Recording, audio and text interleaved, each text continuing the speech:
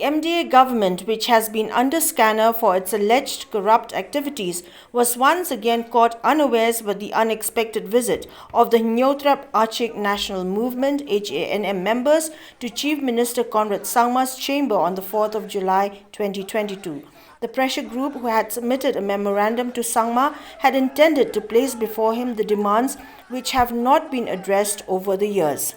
Speaking to reporters on Monday, the president of the HANM, Lamprang Kharbani, informed that a memorandum has been submitted to the chief minister where various demands of the people have been included. The HANM have once again demanded the inclusion of the Khasi and Garo languages in the 8th schedule of the Indian Constitution, of which a resolution had been adopted by the cabinet on the 28th of September 2018,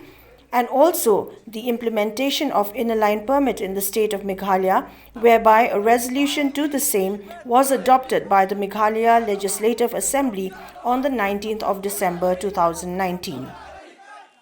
Bunba kimat kijura jong kejat menreu kebangin dawa dan ki pausnam ILP rung ipadio mantangi dawa de ban geria mador ya ki tham motor de ban kret ki pos hagdi padman babar nang baki samla nang stat kinambe suraksyo hala ke jong kejala ko sarkar MDA Panrung no yaktin Khasi bat karo chak of chalangwai haka khanet kaba khra jong ka konstitusi ko India sanpo tolik tam telik snam ngilayat tang kawai ke surung ipadyo ka pen isai kedar baki minister jungi kilai telhi ki kren ya ka mat ka jura jong ka jat penreu henrai ki sukan dan ek supan tai skem bat project reserve panbai no ya pudusam with Assam without compromising our land.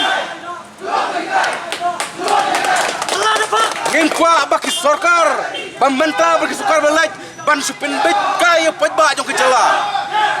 The president of the HANM also informed that the organization has demanded the speeding up of the relocation process of residents of Them Yomaulong to designated quarters. At the same time, he urged upon the government to not be influenced by outsiders as far as decisions to resolve this particular issue is concerned.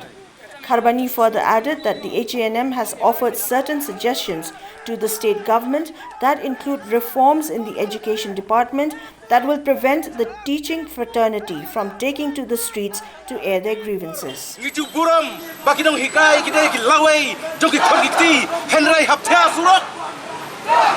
Kinong hikai kidai ki payaba jong kari berkejat penreu. Kinong hikai kidai budlum jong kening jingnang jing start. Government MDA, don't play with the future of students. We need the child back to school. I know everything dawa basong nungrem, but basong spy jong kinong hikai. Ka FCM mentah kena simpen kong. Ginang patang silan kot de kemet ba di keseng